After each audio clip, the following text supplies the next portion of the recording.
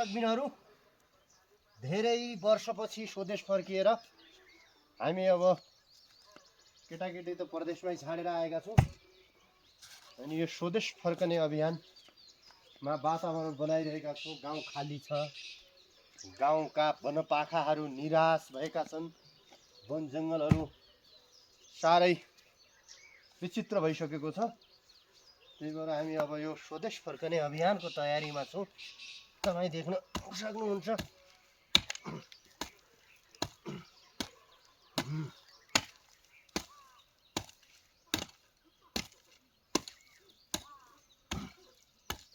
यस्तो हो।